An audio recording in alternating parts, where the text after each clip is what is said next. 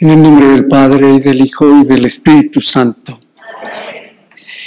Fíjense que siempre he tenido por costumbre, siempre, quiero decir, de unos años, muchos quizá ya, a la fecha, cuando me toca, me piden, en fin, lo que corresponda, hablar de lo que nos convoca hoy aquí, que es del Señor y también de nuestra familia de santos. Tengo la costumbre de iniciar con un texto de la Sagrada Escritura y el esquema que me dieron incluía precisamente esto. Un texto de la Sagrada Escritura que está tomado del Evangelio de Mateo. Es un texto pequeño con el que abrimos boca. Los 11 discípulos se fueron a Galilea, al monte que Jesús les había indicado. Al verlo, ellos se postraron, pero algunos vacilaban. Acercándose a ellos, Jesús les dijo: «Se me ha dado pleno poder en el cielo y en la tierra. Id y haced discípulos de todos los pueblos, bautizándolos en el nombre del Padre y del Hijo y del Espíritu Santo, y enseñándoles a guardar todo lo que os he mandado. Y sabed que yo estoy con vosotros todos los días hasta el fin del mundo». Este texto, como les decía, corresponde al Evangelio de Mateo, capítulo 28, versículos del 16 al 20. Este tiempo, estos minutos que vamos a meditar, a reflexionar, teniendo como fundamento esta palabra de Dios, me pidieron que lo presentara estos minutos, este tiempo, en 4 bloques. Primero, una breve exégesis de este texto. Luego, vamos a hablar un poco acerca del carisma de nuestra orden, que es la predicación y la salvación de las almas. En un tercer momento hablaremos de nuestra familia en esa unidad en la que hemos sido convocados, en la que fuimos ideados y al mismo tiempo en la diversidad en la que estamos todos nosotros.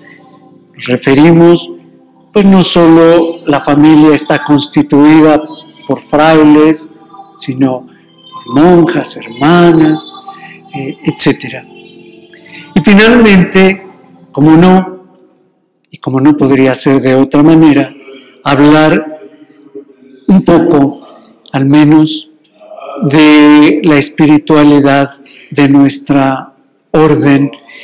Y hablar de la espiritualidad de nuestra orden es hacerlo en el entendido de que no podría tener mejor expresión que la vida, la persona misma de nuestro Padre Santo Domingo de Guzmán. Así que fíjense ustedes, cuando fui enterado de esto, que en el convento de Santo Domingo, y hablar de la figura de Santo Domingo precisamente, pues sentía, como lo manifestaba esta mañana a las hermanas de Mixcoac, sentía que caía sobre mis espaldas una losa un poco pesada, ¿no? Es decir, quizá el menos, y lo digo con toda modestia, quizá el menos indicado para hacerlo tendría que haber sido un servidor, pero aquí estoy. Y además con mucho gusto, con mucho cariño, con gratitud y con humildad. Las lecturas, por cierto, de esta mañana fueron muy propicias para que pueda iniciar esta reflexión. Somos descendientes. Si recuerdan la primera lectura tomada del libro de los Jueces, ¿no? Hablaba acerca de Salomón respecto a su padre, a David, ¿no? Bueno, pues en ese mismo tenor yo me coloco. Señor, pues aquí estoy, a ver, ¿qué nos mandas a hacer? ¿Y qué podemos hacer? Contigo podemos hacer todo, porque además yo creo que algo que tiene que ver directamente con esto que estamos haciendo hoy, que es la itinerancia, debemos referirlo a más que quizá grandes, enormes capacidades, una disponibilidad incondicional. Yo creo que eso es lo que nos hace a los dominicos verdaderamente itinerantes. Y volviendo al esquema que nos han ordenado seguir, bueno, quisiera también mencionar simplemente algo que me ha llenado de mucho contento, porque fíjense que utilicé como base lo que intentó enseñarme un gran carmelita, y que fue el padre Maxice. Así que no tengo duda de presentar lo que a continuación voy a compartirles, porque de él viene, ¿verdad? Que en paz descanse. Bueno, iniciamos diciendo en esta breve y sencilla exégesis que el autor a quien se atribuye este texto, Mateo, pues es ese recaudador de impuestos de Cafarnaúm, a quien el Señor llama, y a partir de esa experiencia, de ese llamado, es capaz de transmitir precisamente lo que él vivió y le hizo grande, no solo a los ojos de toda la cristiandad, sino a los ojos de Jesús mismo. Este texto que les decía hace un momento abarca los poquititos versos del 16 al 20.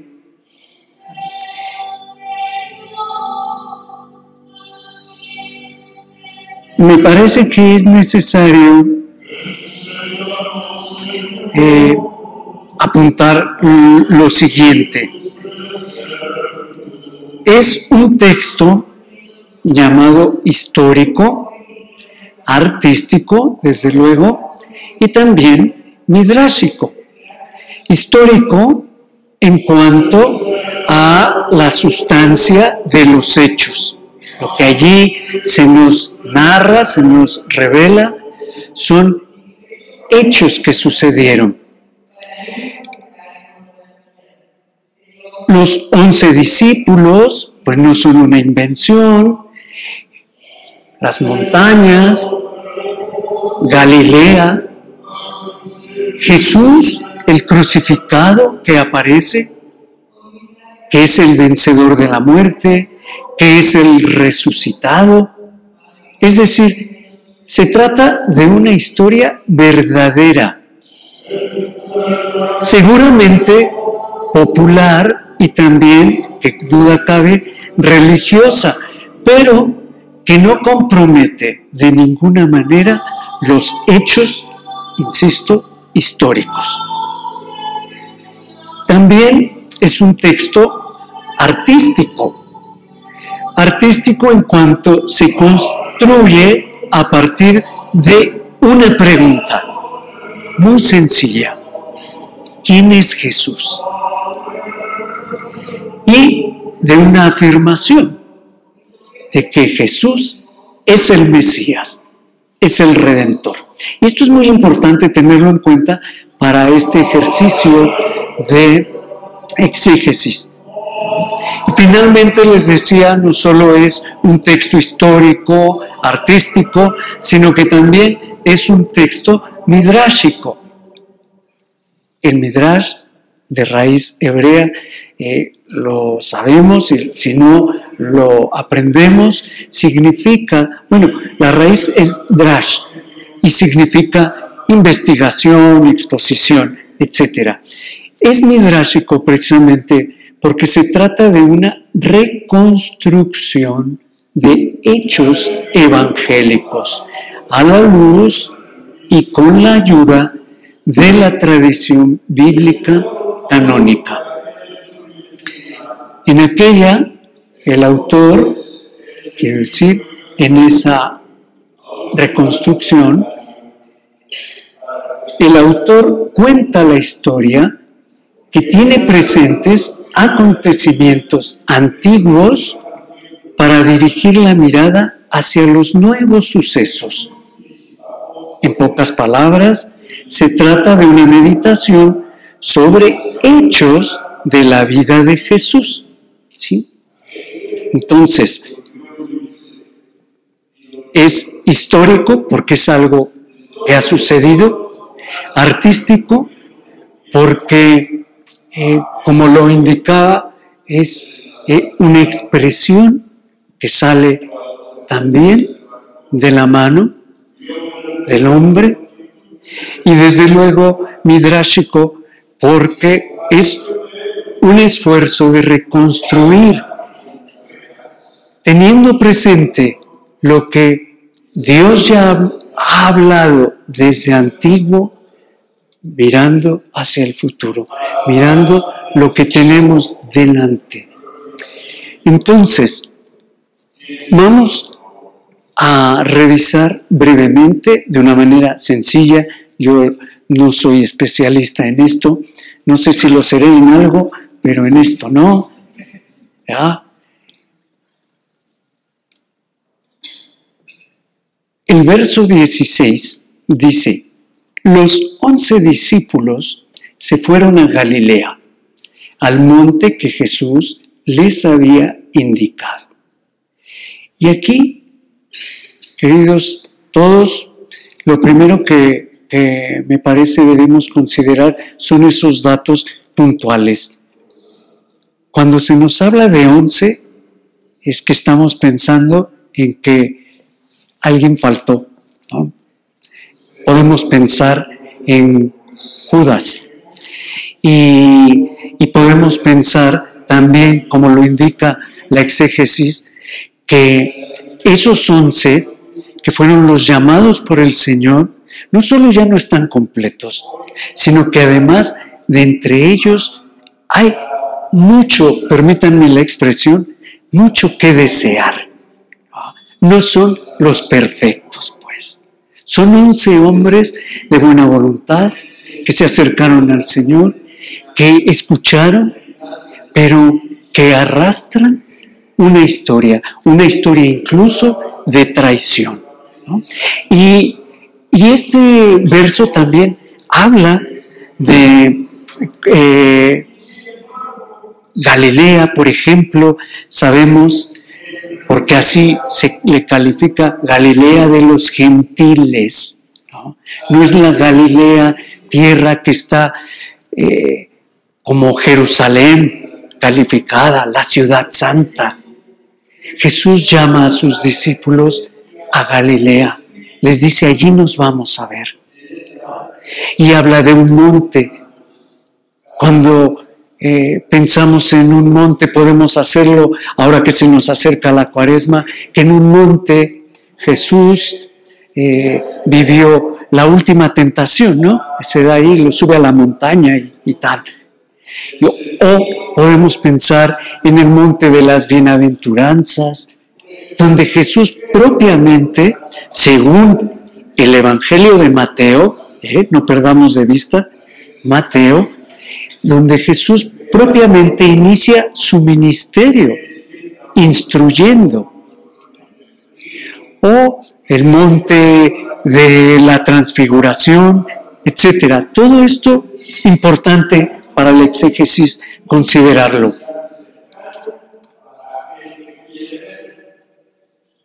El versículo que continúa, el número 17, dice: al verlo, ellos se postraron, pero algunos vacilaban. Bueno, si recordamos, según este Evangelio, la última vez que habían estado reunidos los 12, bueno, los 12 ya no, los 11, fue cuando prendieron a Jesús, cuando sucedió todo este acontecimiento de la pasión, del juicio de Jesús, y pasaron todas estas jornadas, y ellos vuelven a estar reunidos, según el Evangelio, en este momento. Por tanto, ellos habían sido testigos de que ese que les hablaba había sido crucificado, había sido muerto.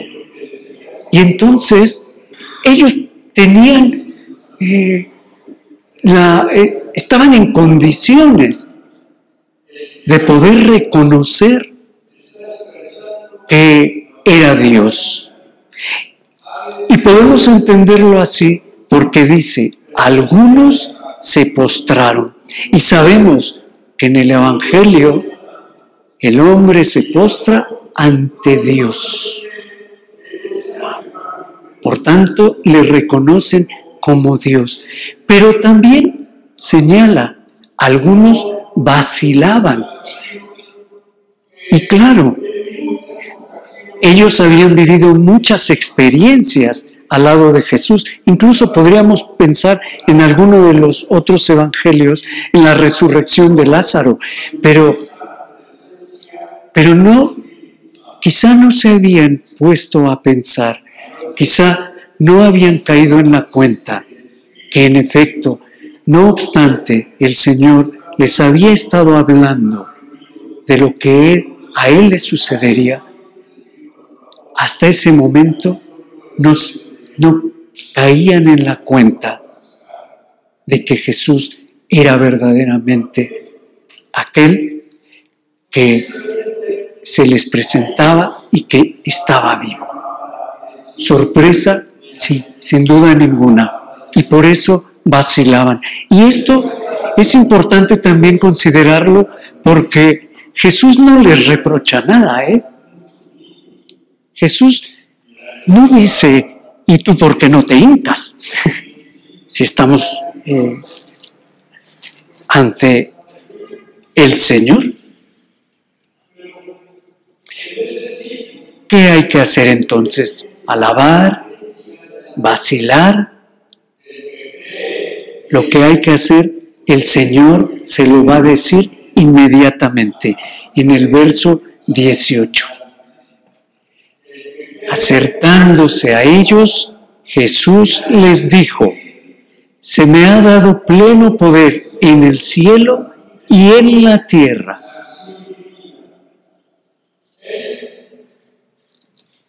El evangelista no deja lugar a dudas.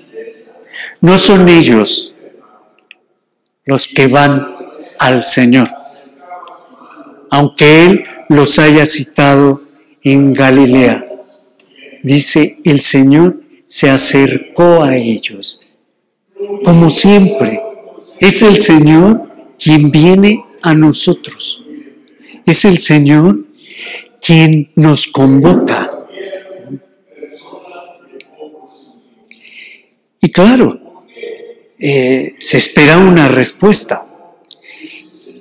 Y las palabras que el Señor pronuncia según el Evangelio, ¿verdad?, son: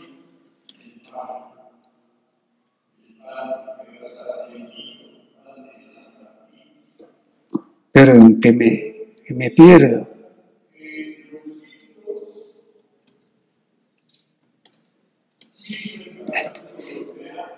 Se me ha dado pleno poder en el cielo y en la tierra.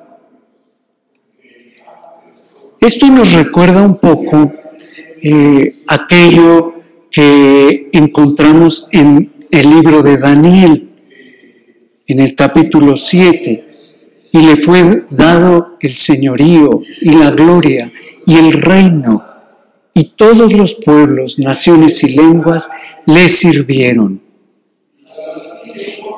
¿Por qué? Porque Él tiene autoridad. Por eso, porque Él la tiene, no espera otra cosa que no sea la obediencia de sus discípulos. Si me voy explicando. Él viene a ellos. Él se dirige a ellos. Él les dice: yo soy la autoridad, yo soy el Señor. Por tanto, tú me vas a obedecer.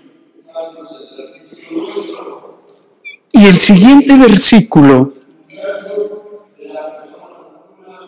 el 19,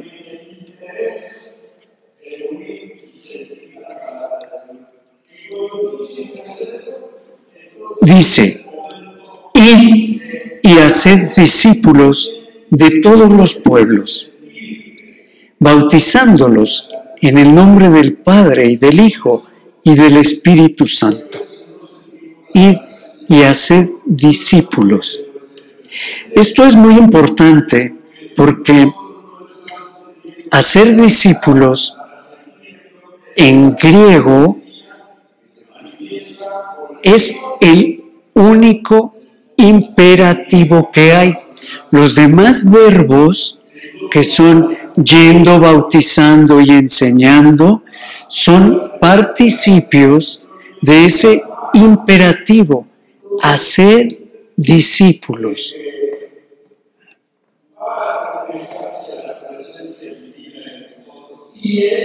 Y dice: en todos los pueblos. Recordemos que el Evangelio de Mateo inicia presentándonos la genealogía del Señor. Y en esa genealogía, permítanme la expresión, que es variopinta, ¿verdad?, podemos comprender que se abre precisamente a la salvación universal, porque este Evangelio tiene esa característica de ser universalista. Entonces, lo importante es hacer discípulos de todas partes.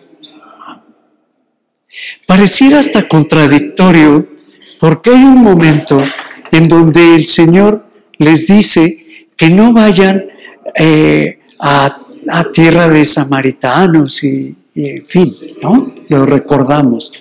Y ahora es Él quien está indicando que tienen que ir a todas partes. Finalmente, el versículo 20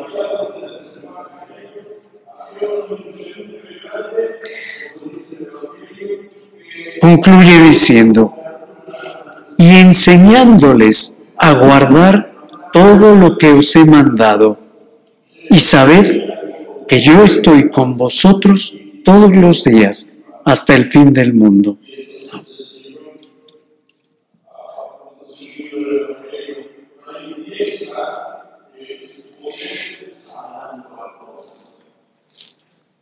debemos continuar con el ministerio de la enseñanza. Debemos obedecer lo que el Señor nos ha mandado. Hay una garantía. En el primer capítulo del Evangelio dice que Jesús, que nacerá de la Virgen, recibirá el nombre de Emmanuel, que significa Dios con nosotros. Al final, en este versículo 20, dice: yo permaneceré con ustedes todos los días hasta el fin del mundo. Parece que conecta lo que desde un principio señalaba y afirmaba con este final de despedida. Y lo importante no es para nosotros enseñar palabras, enseñar doctrinas. El Señor lo que quiere es obediencia. Dicho de otra manera, lo que ustedes tienen que hacer es vivir lo que yo les he enseñado. Aprender de esa manera y transmitir de esa manera. Me parece, queridos hermanos, que en pocas palabras, esto podríamos pues concluir con esta parte de exégesis. ¿Qué duda puedo tener respecto a la conexión con lo que a continuación nos pide el esquema? Ninguna, en cuanto que nosotros como orden de predicadores, nosotros como familia de Santo Domingo, precisamente y a imagen de Santo Domingo, no hemos venido, entiendo, a otra cosa que no sea a obedecer en el sentido en que el texto del Evangelio nos lo ha enseñado. No se trata de venir a repetir cosas, no se trata de venir a llenar páginas y páginas. Se trata de dar testimonio con nuestra propia vida de lo que predicamos. Y en este orden de cosas, comenzamos con esta segunda parte, carisma de nuestra orden, que es la salvación de las almas y la predicación.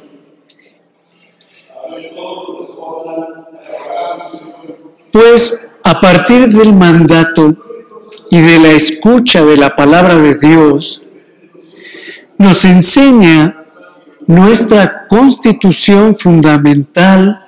Recordémoslo, porque a veces parece que cuando nosotros estábamos en nuestros primeros años de formación, era el momento y solo ese de instruirnos, de leer, de empaparnos, no solo de la vida de nuestro Padre, de la historia de la orden, de las leyes que le forman y le constituyen, y que después pareciera que se nos da como algo tan natural que ya no hace falta revisar qué es lo que dio origen a nuestra familia. De allí que me parezca tan importante citar las constituciones fundamentales que nos señalan en el número 2 de la Constitución, la orden del libro de las Constituciones, que nuestra orden de predicadores fundada por Santo Domingo, se sabe que fue especialmente instituida desde el principio para la predicación y para la salvación de las almas. Y esta misma Constitución fundamental, en el número 4, continúa con lo siguiente: y puesto que nos hacemos partícipes de la misión de los apóstoles, imitamos también, y aquí me detengo un poco, imitamos también su vida, según el modo ideado por Santo Domingo. Porque, queridos hermanos, somos dominicos, pero antes somos cristianos. Y nuestro Maestro, nuestro Señor, nuestro modelo y ejemplo es Jesucristo, no Santo Domingo. Por eso nuestra vida, y lo señala la misma Constitución, debe ser un esfuerzo, una verdadera imitación de la vida apostólica. No tienen un mensaje propio, distinto que dar. El mensaje que ustedes deben llevar es este: los espero en Galilea. Aprendan de mí y vayan y hagan discípulos. Y esto yo creo que lo entendió perfectamente nuestro Padre Santo Domingo. Por eso, imitando también su vida según el modo ideado por él, por Domingo, manteniéndonos unánimes en la vida común, fieles a la profesión de los consejos evangélicos, fervorosos en la celebración de la liturgia, principalmente de la Eucaristía y del oficio divino, y en la oración, asiduos en el estudio, perseverantes en la observancia regular. Todo esto que se dice en tan breves frases es lo que constituye, queridos hermanos, nuestro carisma. Si nosotros no tenemos claro esto que parece tan simple, de tan sencillo, jamás sabremos qué es lo que nos da verdadera identidad como predicadores. Recordemos lo que nos decía nuestro Padre Santo Domingo. Él lo único que pedía era obediencia y vida común, nada más. Y no porque todo lo demás sobrara. Por el contrario, porque todo lo demás se tiene que dar por añadidura cuando verdaderamente hemos entendido en qué consiste la obediencia dominicana y cómo hay que vivir según la fraternidad dominicana.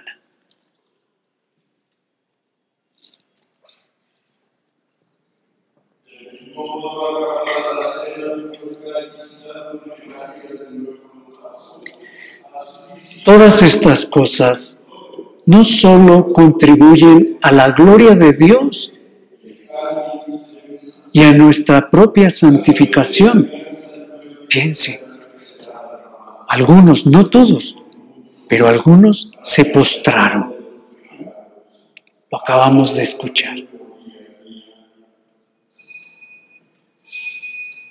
Sino que sirven también directamente para la salvación de los hombres. Así, no solo Santo Domingo fundó su orden pensando en su propia salvación, o pensando en la salvación de los que tenía cerca.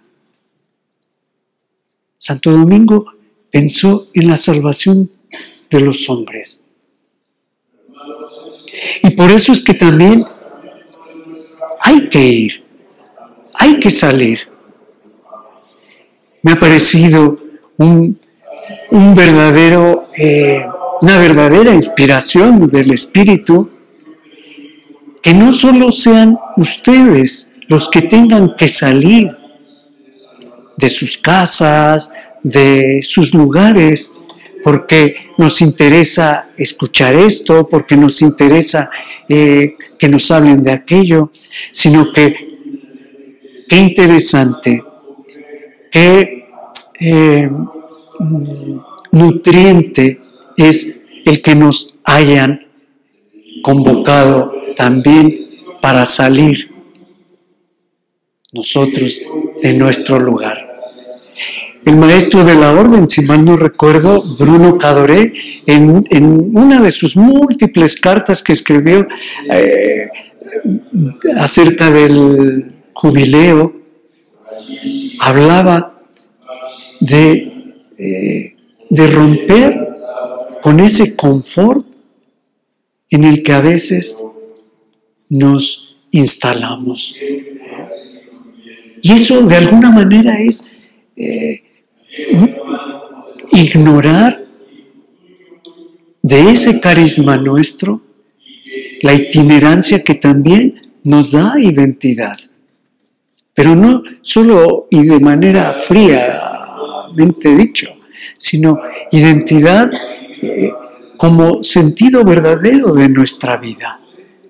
Porque yo creo que todos buscamos la santificación y sabemos que no es echándonos, que no es apoltronándonos como vamos a lograrlo necesariamente. Así que el domingo nos invitaba a pensar también en todos los hombres, puesto que conjuntamente añaden nuestras constituciones, preparan e impulsan la predicación, la informan y a su vez son informados por ella. Estos elementos, sólidamente trabados entre sí, equilibran armoniosamente y fecundándose los unos a los otros, constituyen en su síntesis la vida propia de la orden. Esto es, una vida apostólica en sentido pleno, en la cual la predicación y la enseñanza deben emanar de la abundancia de la contemplación. Así lo quiso, así lo hizo Santo Domingo.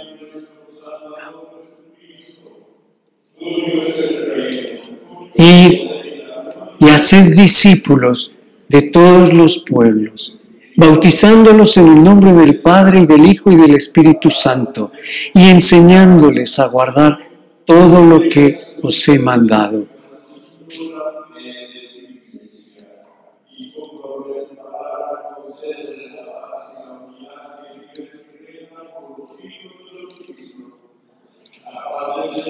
Y aunque con la anterior cita pareciera que queda claro cuál es nuestro propósito, me parece que sería un despropósito soslayar lo que la misma regla de San Agustín que Santo Domingo escogió para nosotros nos enseña acerca del amor a Dios y del amor al prójimo.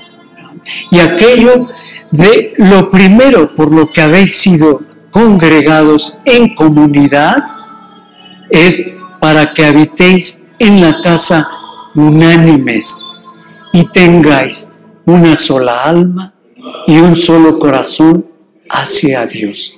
Es decir, construyamos lo que antiguamente se conocía como la santa predicación.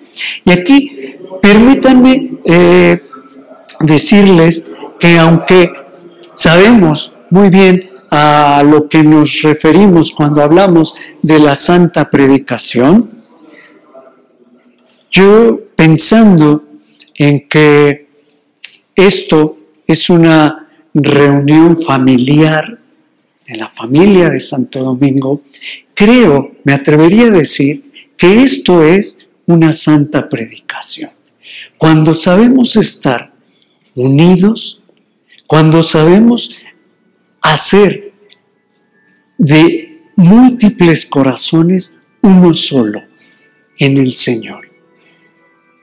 ¿Qué cosas pueden emanar de aquí?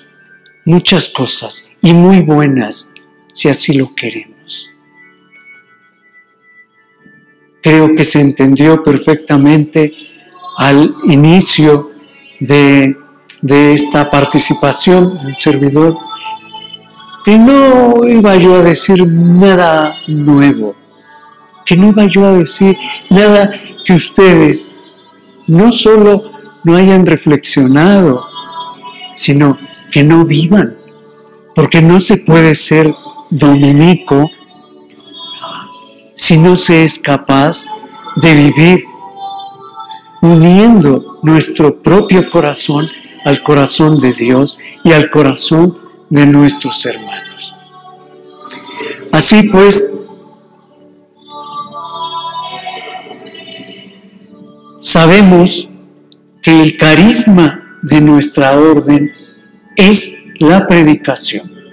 Una predicación que se podría completar con estos dos términos: predicación contemplativa desde la comunidad y desde la misión, desde el trabajo que realicemos. Hemos sido enviados y tenemos no solo ese encargo, sino también esa dignidad, porque hemos sido escogidos, y no de cualquier manera. Hemos sido llamados a seguir al Señor según el ejemplo, el carisma de nuestro Padre Santo Domingo. Así pues,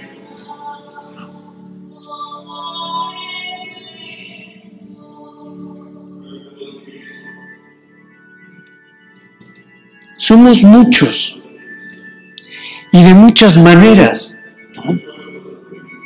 Monjas, frailes, y dentro de la rama de los frailes, algunos clérigos, otros cooperadores, hermanas, miembros de institutos seculares, de fraternidades sacerdotales, laicales, como el movimiento de juventudes dominicanas, en fin, no quiero soslayar a nadie. La santa predicación, los antiguos conventos, ¿no?, si bien tienen esa identidad muy clara para nosotros, en estos tiempos que corren, no podríamos, me parece, entenderlos si no incluyera en su unidad familiar la diversidad del espíritu apostólico de Santo Domingo. En primer lugar, nuestras constituciones nos hablan de algo fundamental, en mi opinión: la gratitud a la familia de Santo Domingo. Las mismas constituciones lo señalan. Y creo que a veces eso es algo que no solo nos debe dar identidad, ¿no?, sino, desgraciadamente, algo de lo que también nos olvidamos. Debemos ser agradecidos unos con otros. Debemos ser amables unos con otros, acogedores unos con otros. No soy más porque soy monja, no soy más porque soy fraile clérigo, no soy más porque yo sí pertenezco a tal asociación. Todos nos necesitamos. Todos debemos amarnos.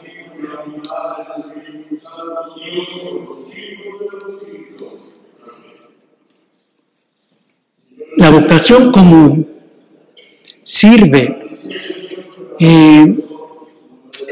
como, digamos, plataforma para que cada uno, según no solo su propia personalidad, no solo su forma de ser, su forma de estar dentro del mundo y de la orden, pueda proyectarse completando esa misión de la orden en el mundo, sino que también para embellecer la propia vida de cada uno. A ver si me explico. Cada uno de nosotros proviene de una familia, ¿no? De una familia humana, de una familia sanguínea, llamémosle como queramos. Y aunque todos participamos de un mismo nombre, y aunque hay rasgos que nos caracterizan a cada uno como individual y diferente, no dejamos de sentirnos unidos al otro, porque es mi hermano, porque es mi padre, porque es mi madre. Y esto mismo me parece que se respira en el espíritu de nuestras constituciones, cuando nos hablan de caer en la cuenta de lo que se embellece en nuestra vida personal. Cuando miro y aprecio a mi propio hermano, su trabajo es mi trabajo, sus logros son mis logros, también sus fracasos son mis fracasos. Y no obstante, no solo no me siento lejano de él, sino que aquellas cosas que me separan, que me diferencian, parece que me unen más. Bueno, el mismo San Pablo lo decía cuando hablaba del cuerpo, ¿no? La mano no le puede decir al pie que no lo necesita. Y así nosotros.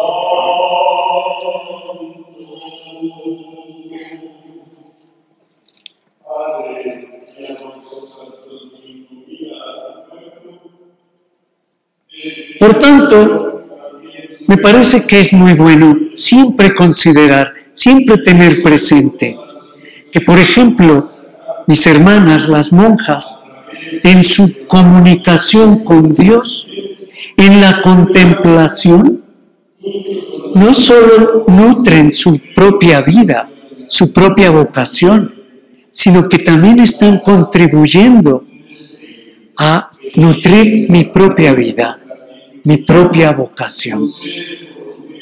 Quizá ni reparo en ello en muchas ocasiones, pero ni falta que hace, porque ellas lo hacen, porque ellas lo están realizando también por mí. Y mis hermanas, con su testimonio del Evangelio, no solo de palabra, sino de obra, también están dando vida a mi propia vida. También están embelleciendo mi propia vida, mi misión. ¿Qué sería de nosotros sin ustedes, hermanas? ¿Qué sería de mi pobre vida sin la riqueza de sus manos, sin la riqueza de su propio testimonio?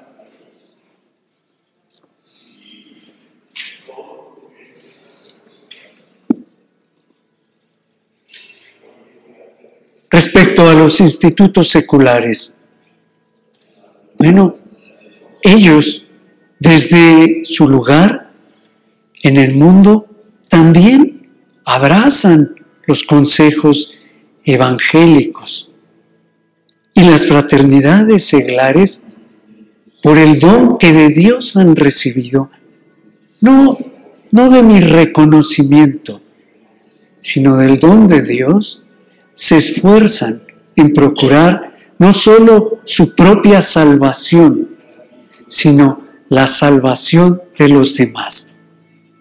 Porque el mandato de nuestro Padre no es solo para las monjas o para los frailes o para las hermanas, es para todo aquel que tenga un corazón dominicano. Y también, por tanto, saliendo de su propio confort, tienen que esforzarse por salir a los demás. Porque también los demás son sujetos de salvación. Porque también los demás deben ser causa de tu preocupación, causa de tu interés, causa de tu gozo, causa de tu amor.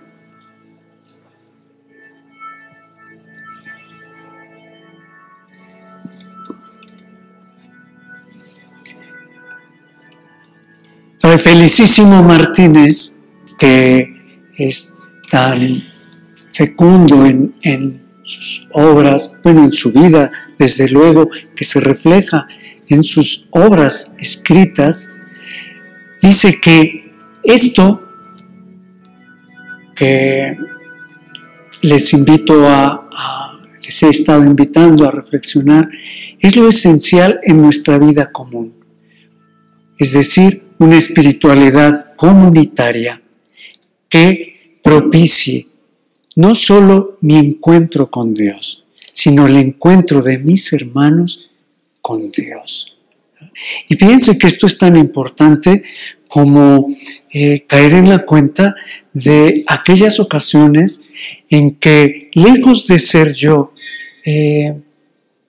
motivo de alegría para la vida de mi hermano, me constituya en un motivo de tristeza, de pesar, ¿no? O incluso en un obstáculo para que él no solo pueda ser feliz, simplemente entendido así, sino para que también sea santo, porque a eso nos convocó el Señor. Y eso es lo que Santo Domingo buscó.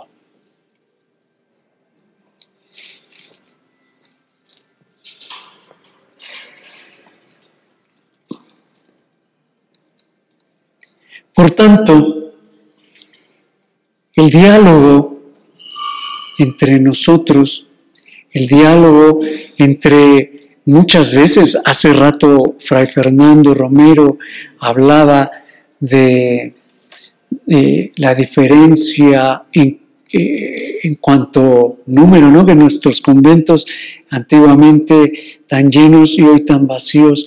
Bueno, todo esto creo que es reflejo de la importancia que tiene el diálogo, no simplemente como palabra hablada, sino como nos dice el texto del Evangelio que estamos tomando como referencia, la importancia que tiene el testimonio de vida. Decía también Fray Enrique, y lo agradezco, ¿no? Ese echarme un poco en cara, que cuando nos conocimos estaba yo tan serio, tan triste. Bueno, una tristeza, creo yo, muy humana, ¿no? Porque sí, uno aprende a querer a los hermanos y de eso se trata, ¿no?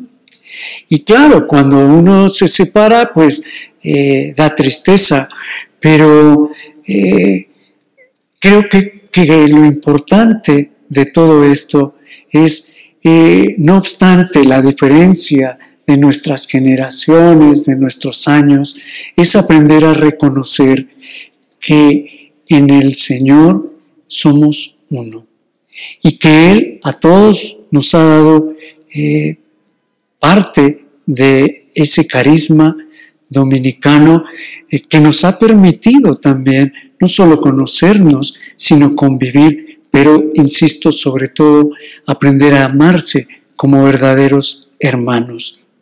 Dice el mismo padre Felicísimo Martínez, ¿no?, que este diálogo entre generaciones ha de ser un vehículo para entender cómo nos ponemos la camiseta y cómo asumimos esta identidad dominicana, cómo entendemos la vida de la fe y el compromiso apostólico que nos mueve. Finalmente, pues yo también diría a qué como familia le estamos apostando todos, ¿no? Todos somos enviados al mundo, a un mundo que en nuestro tiempo pues resulta un poco difícil, no sé si más o menos que antes, pero nosotros no podemos decir que sea tan fácil vivir en un tiempo como el nuestro, pero con una buena nueva que sea inteligible, que sea relevante para todas las generaciones, para todas las personas que se encuentren con nosotros, para todos aquellos, sobre todo, que han perdido la esperanza, para todos aquellos que no tienen quizá otro sentido de vida más que el bien material y cosas por el estilo que sabemos no son lo que dan la verdadera felicidad al hombre.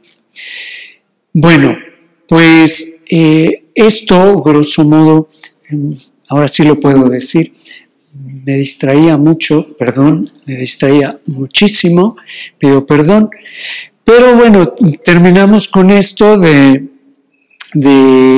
la exégesis, el carisma de nuestra orden, que espero más o menos haya quedado claro. Lo tenemos claro, ¿no? Si no lo tenemos claro, pues ¿qué hacemos acá? Y sobre todo, también añadir la importancia que tiene el que nos identifiquemos unos con otros como única y verdadera familia. Es difícil. A veces en las familias hay algún miembro que nos incomoda, y eso hay que decirlo, porque es verdad, ¿no? Y aquí no somos la excepción. Pero yo creo que a veces tendemos más a ver, por ejemplo, veía un ejemplo, y ahora para ya distraernos un poquito. Algunos quizá hayan hecho esta práctica, ¿no? ¿Qué ven acá?